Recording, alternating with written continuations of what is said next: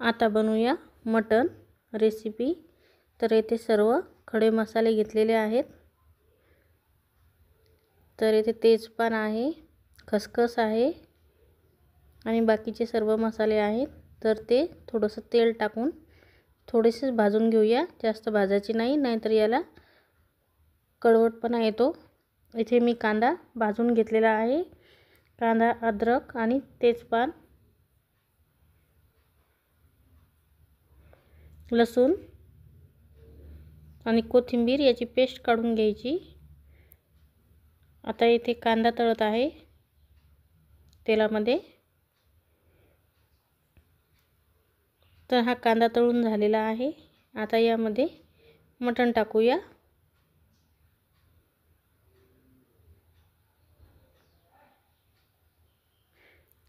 आता हळद आणि मीठ टाकून फ्राय करूया,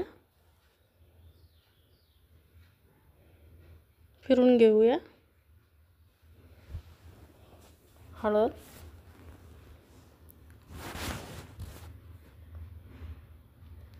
मीठ थोडं शिल्लक टाकायचं, त्यामुळे पीस चांगले लागतात। आता हे तळून घेऊया चांगलं 1 ते 2 मिनिटं।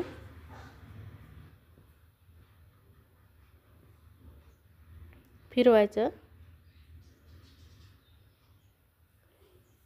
आता हे चांगलं तळत आहे।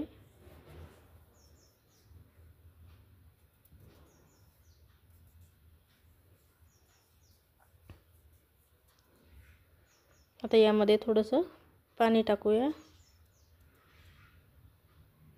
आता ते शिजून झालेलं आहे, तर भाजीला फोडणी देऊया। तर येथे तेजपान टाकलेलं आहे 2 तुकडे करून। आता तेजपान तळून घेऊया।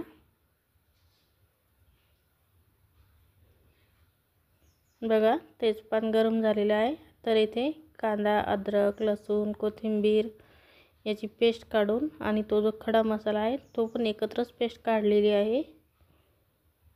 ही पेस्ट तळून घेऊया।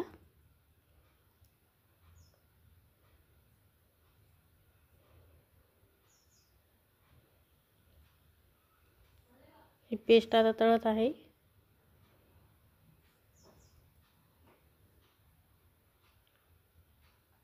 पाच ते 6 मिनिटं तळून घ्यायची।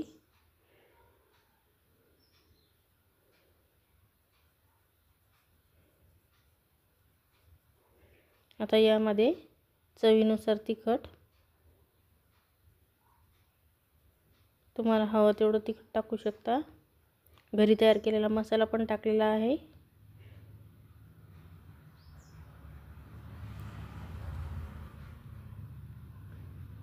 घरी तयार केलेला मसाला 2 वेळेस टाकला आणि चवीनुसार तिखट। आता यामध्ये हळद टाकायचं काम नाही, हळद आधीच टाकलेली आहे। आता हे तळून घेऊया।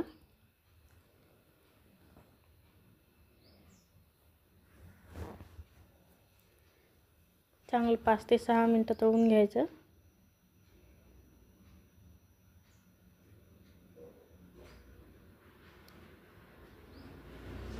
फिरून घेऊया।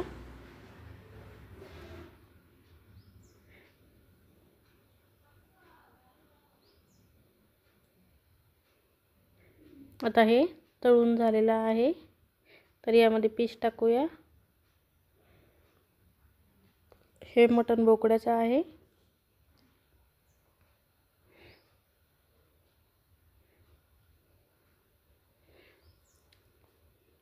आता हे पीस पण यामध्ये फ्राय करून घेऊया।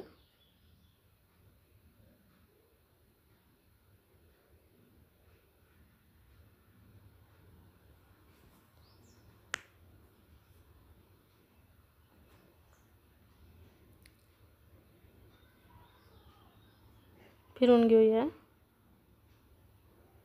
1 ते 2 मिनिटं फ्राय करून घेऊया।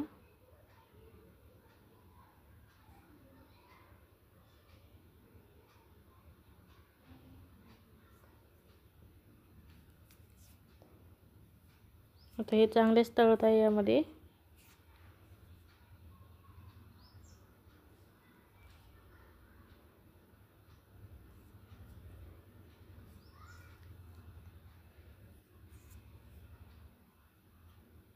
तुम्ही पण असेच फ्राय करून पीस बघा मटणाचे,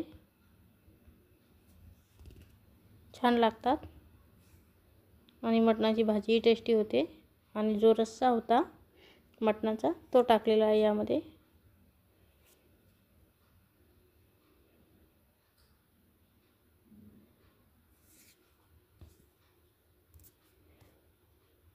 आता याला कोथिंबीर,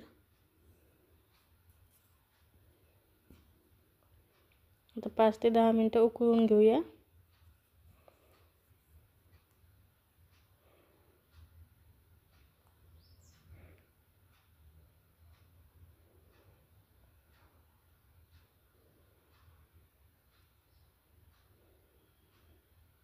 फिरून घेऊया।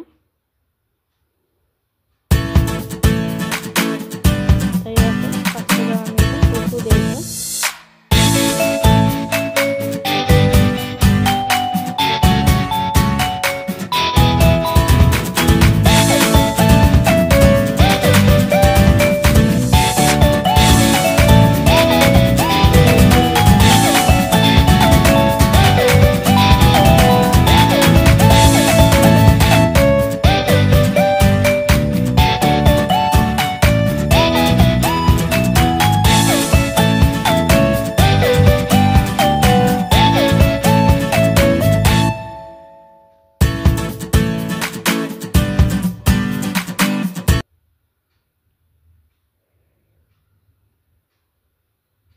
आता प्लेटमध्ये काढून घेऊया।